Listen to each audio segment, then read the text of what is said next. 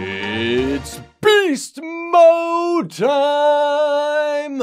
Ladies and gentlemen, beasts and beastettes, today we are talking about how to stay focused. Focus! Staying focused is not the easiest thing in the world, and of course it's a relatively complicated subject. You can always give a little nice, easy coin answer to, oh, here's an answer, but like most things, to actually apply it in the real world is easier said than done.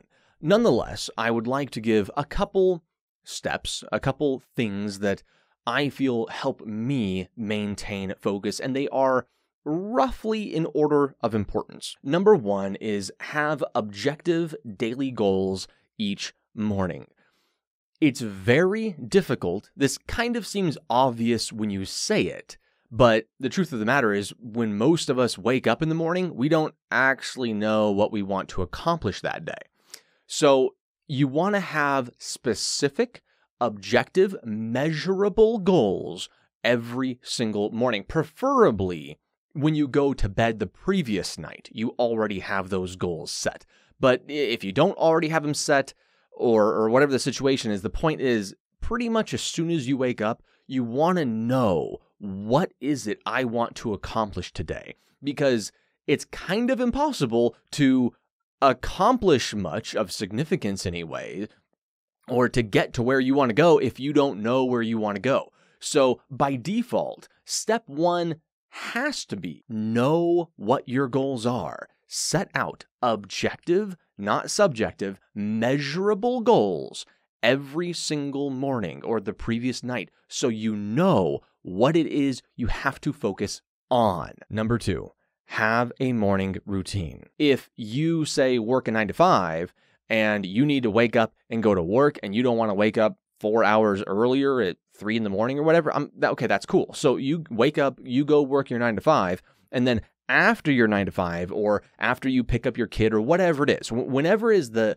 end of your responsibilities and the transition into your free time where you want to be productive on that thing you want to be productive on, where you need to maintain that focus, that in that transition period, that's when you need to have the routine. And it's just small things. It's really small things. So I only do it for a morning routine because I have complete control over my schedule, fortunately, because I work for myself. So for me, it's always in the morning. But it's really small things. It's like I jump on a trampoline for 60 seconds. I do a couple sit-ups and push-ups. I make my cup of coffee. I do my morning beast mode priming. I take a cold shower for 30 seconds. I mean, they're really small things, but it's just I do them every single day. I follow the exact same order. So by the time I'm actually ready to get to work, I've already done like 10 things exactly the same as I did yesterday and the day before and the day before. And my mind is able to transition right into work, and it doesn't resist me a lot. It doesn't want to procrastinate because it's already gone through that morning routine. So you want to have a routine for whatever the transition period is between the end of your responsibilities and the beginning of when you need to start focusing. Number three, exercise. If we go to the gym at any point in the day, usually it's going to help us fall asleep better. People don't realize how much built up energy they have. If you don't go to the gym on a regular basis, you don't even really understand it just because you're so used to it. It's difficult to explain, but and I know a lot of people don't like to be compared to dogs, but really the best way to think about it is to compare yourself to a dog. Physically, as animals, we're not that different from a dog, okay? So if you look at dog training out there, it's pretty much in consensus. What's the most important thing for a dog? You need to exercise your dang dog every day. You need to take it out for a walk every day. You can't keep it cooped up in a little house like everybody does. You need to exercise the dog. You need to let the dog expel the excess energy. It's the same thing with humans, but we think we're different. We think we don't need exercise. We have this excess energy. Just look at like a kid, right? You see a kid just freak out. Kids just freak out. They have so much energy. Obviously, we don't have that much energy, but we still have energy. We're just suppressing it. So you want to be able to go do some form of exercise, whatever it is for you, it's really not that important for the purposes of what we're talking about. The point is to do something that will just raise that heartbeat a little bit, or even if it doesn't raise it that much and you want to just expel energy, just put some physical exertion out there. It will also dramatically reduce stress levels. The truth of the matter is, when you're working hard in a day and you're focusing hard and you're pushing, dude, you get stressed out. Like, I get stressed out. It's not like a bad stress, but it's just stress. You're pent up in your dang office all day long. You're working all day long and you're just putting in hours. You're trying to stay focused. A lot of times it gets redundant. It gets repetitive. You don't want to do it, but you do it anyways because you know it's what you need to do to succeed. But boy, do you get some pent up stress after 12 hours of work. Number 4. The diet. Oh, you guys knew it was coming. You're like, I knew he was going to tell me to start eating healthier. I knew he looked like one of them fellas. You're going to be like, y'all need to stop eating all that junk food. That's right. You need to start eating a little bit healthier. The average American diet is not that healthy, and it does not aid in the ability to stay focused for extended periods of time. I'm not going to get too into this because it's not that complicated. You know what you need to do. You know the healthy foods to eat. You eat fruits, you eat vegetables, you eat clean, unprocessed grains like oatmeal. You don't have anything that has added sugar in it, especially high fructose corn syrup type stuff. You just eat clean. You eat, if you eat meat, you eat clean, raw meats. It's not that complicated. You guys know what the healthy foods are out there. So the next time you're like, oh, I have a headache. Okay, don't have an aspirin. Have a salad. A salad will usually do the trick. But if you just had a big old bucket of fried chicken and you're wondering why you have a headache and you can't focus, okay, don't take pills.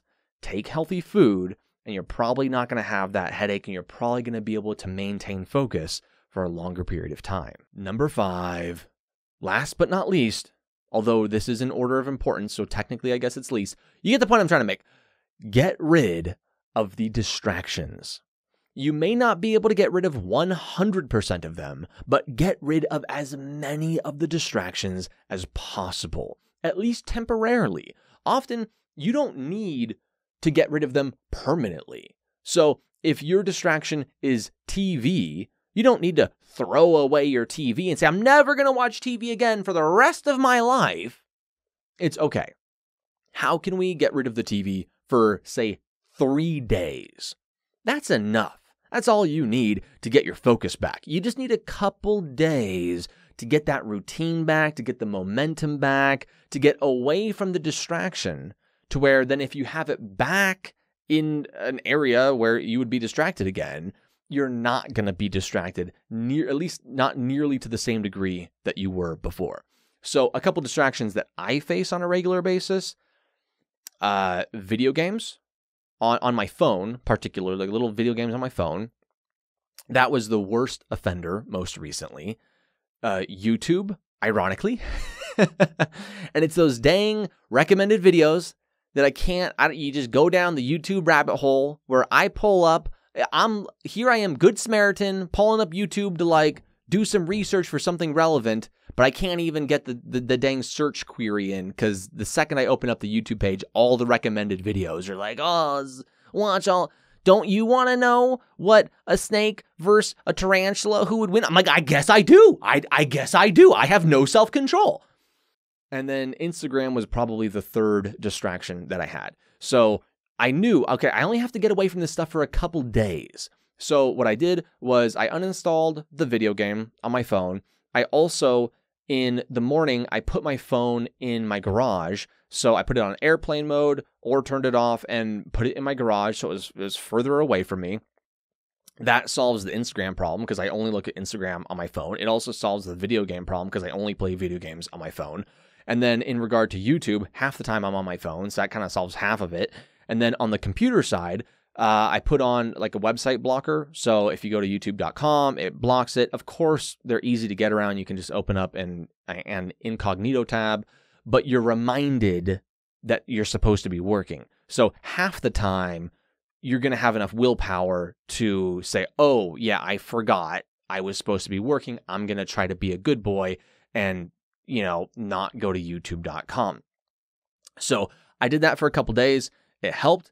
Also, in the morning, I tried to separate my tasks between things that required an internet connection and things that did not require an internet connection. So, for example, filming this video does not require an internet connection. So this is something I would do in the beginning of the day because I don't need internet for it. So I'll just disconnect the internet.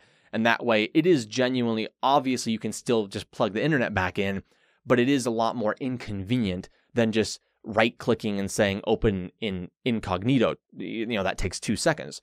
So as opposed to maybe 2 minutes to get the internet back up. So I would do my tasks that did not require an internet connection first, had the internet disconnected, and then once I got done with that, okay, now I'm going to plug the internet back in, but I still have the web blocker on, and I gave myself like between 9 and I think 10:25, 9 p.m. and 10:25 p.m. That's when it was off and I could kind of screw around and do what I wanted. So that's what helped me. I hope that kind of helps you and you're able to stay focused. Obviously, if you want to succeed in life, it's very important to be cognizant of your focus. And if you're not focusing well, which, dude, happens to all of us, there are times where I try to be as productive as I can, but I still have my bad times. And I'm just coming out of one where I wasn't staying focused. I wasn't being very productive. But we need to be conscious of what's going on and be able to say, okay, let's think through this. How can I get rid of these distractions? If distractions is your problem. Distractions are not always the problem 100% of the time. Sometimes it's because you're eating a bunch of junk food and you're not exercising and you have insomnia and there's a bunch of other factors going on. But sometimes it's just the fact that you have too many distractions readily available to you. So you get rid of those distractions and it helps out a little bit. So hope you enjoyed. Have a great day.